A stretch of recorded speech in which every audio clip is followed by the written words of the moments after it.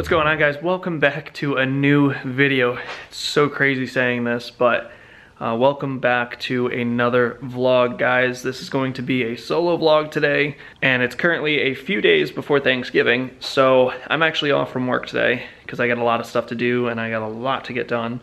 But it's going to be vehicle stuff, which is exciting.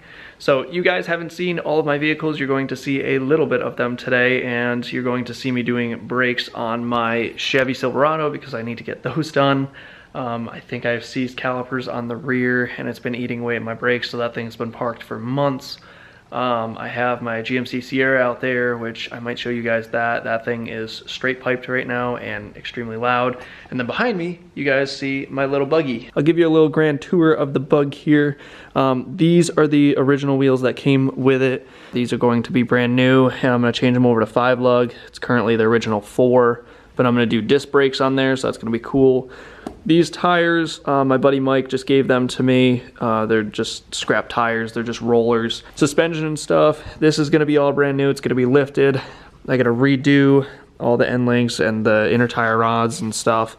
Underneath it here, you guys can't really see much, but the front end is pretty good. Right now, that black color, that's not paint. This is actually a black primer, so this is a buildable black primer because I still have to cut out this little piece here and stuff. There's normally a grill piece on the bugs here, but for some reason somebody like patched it and now it's all like messed up, and I don't know. I'm gonna cut all this out and I'm gonna make a gauge pod here that's going to be facing the driver, and also the mirrors on these things are actually mounted in here, but I'm gonna mount them here or here so I can actually like see them off the car, and it's gonna be super cool, trust me. Now, on the bugs, as you guys can tell, this is the front end. For anybody that's not familiar with bugs, this is where you fill your gas.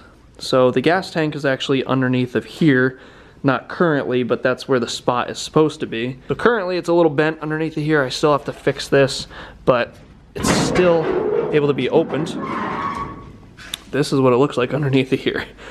I know, you guys are probably thinking, why are you even bothering restoring this thing? Well, I got the shell for 500 bucks, and I have that stuff sitting underneath of here. This is the transaxle and the motor. This thing is insane. If you guys could hear this thing running, it is awesome. I have new parts for the ignition. I have a flamethrower kit. I have the new carbs on there. Those are brand new carbs, brand new air filter, brand new linkage. That exhaust is going to be changed. This is not going to be changed, but that side of the transaxle is leaking from the boot. I haven't pulled that apart yet, so I'm still learning. This is my first Volkswagen build, so I'm very excited to learn more and kind of figure out my way through it. These both are brand new floor pans, so I've welded all of those in and redone all of that.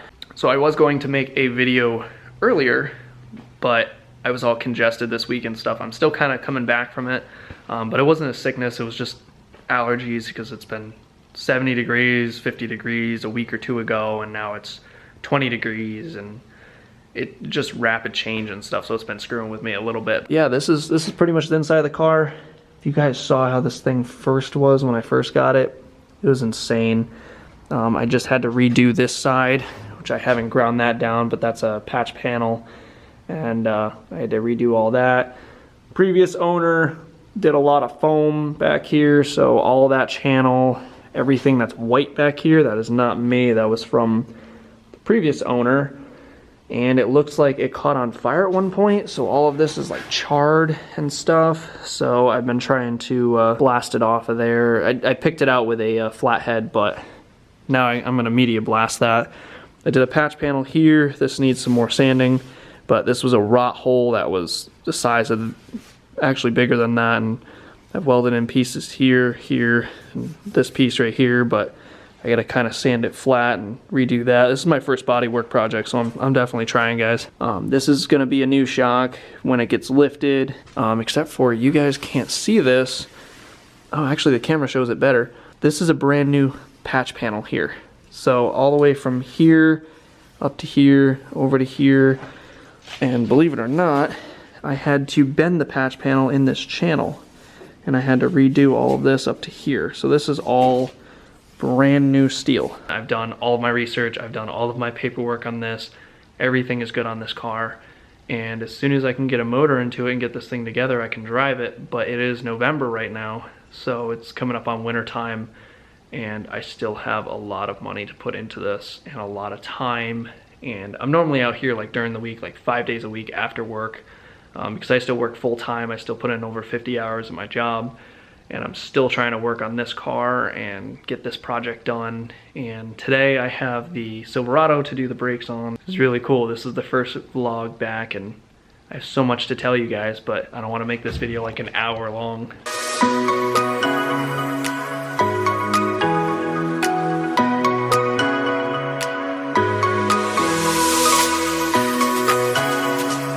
All right, bug is out. Now we need to go get the Chevy. You guys really haven't seen much of this truck, but this is my Chevy Silverado that needs some work. Yeah, the bed's a little bit gone, but I have an aftermarket exhaust system on there from MBRP, some nice taillights and everything. Got some nice wheels, American Racing wheels on there. Got some rot underneath of there, so I gotta redo that. But for most of the part, this truck is clean though. I mean, for being a 2004 aftermarket head unit and stuff, and it's been sitting here for a long time. And over here I have my square body, which you guys haven't seen that either. I'm gonna be showing that soon. I got these two guys sitting right next to each other. Keys. We're gonna see if she starts the first time. Mind you, she's been sitting for months upon months upon months. Let's see. Wow, she still started. But the gauges aren't seeming like they're working. That's not good. I haven't seen that yet. That's a new one for me. Literally right after I shut the camera off, everything just turned on. This is a beautiful truck. I love this thing. And great thing is, while I sit here and let it warm up, I have some new sponsors. I have some new sponsors for this truck, and I'm very excited to show you guys once I actually get all this stuff in. So I'm working with 2, hopefully 3 companies right now to work on this truck and to redo and add a lot to this girl. That's what the exhaust sounds like. It sounds good. Alright, my Chevy's in here, and we are going to get started on the brakes. These are my brand new calipers. They're dual piston, very nice calipers, powder coated in red. Mind you, this is not the first time of me doing brakes on this thing. I've already done pads and rotors about a year ago. Cross my fingers. Everything should come apart decently simple. I'm not gonna say it's gonna come apart easy, because then everything's gonna go wrong. So okay, so I bought these calipers a while ago. Now that I'm getting back to it, I'm remembering everything that I was doing, everything I was buying. Little information for you guys. My front calipers are dual piston, my rear calipers are single piston. Those calipers I bought are dual piston. So those fancy, shiny, really nice calipers that I have are for the front, because I was originally going to change that because 60% of your braking power is in the front, 40% in the rear. So I was intending on redoing the fronts, then working my way back to the rear because I installed the rear brakes, thinking that I could get by long enough on the new pads and rotors and not have to replace it right away. Now, realizing that I don't have any new calipers for the rear and realizing how much they are. So I'm probably going to run to the store now, realizing what kind of mess I'm in. I guess I'm gonna be doing a full brake rebuild on my Chevy instead of just the rear and being done with it. So that's gonna be today, guys. 6.5 hours later. So it was a second for you guys and it was about an hour and some for me, but we do have brand new calipers. And no, they're not dual piston as in the picture looks like. They're single piston. Now I can replace those. So where we are at right now is we got the caliper off. Ended up pinching the hose here, pulled everything off. I got my banjo bolt out and took a look at the flex hose and everything. That's all good. And then over here, I got my old caliper. And as you guys can see, the wear difference from the amount of pad that's left here versus the amount of pad that's left here. For now, I gotta get the wheel on it to get it out of here because I can't close the garage door when it's in here. I got one side done. The way she looks now, brand new, nice caliper on there. Everything's all seated. Just took all my tools to the other side, and now I gotta get the other side done and then put the wheel back on here, torque the lug nuts on, and then I can lower it back down. But as of right now, which for anybody that's gonna say anything, that's just set up against it. It's not actually picking up on it. I have jack stands underneath of there, but I have all my stuff over there. And then those will probably be another day. All right, so as for the passenger side, I'm trying to get this lighting to be really good for you guys, but it's not working out too well. Yeah, this one's a little crusty too here, and you can tell how long it's been sitting for, because there is literally cobwebs and leaves and everything else kind of jammed in here. There's straight cobwebs right there.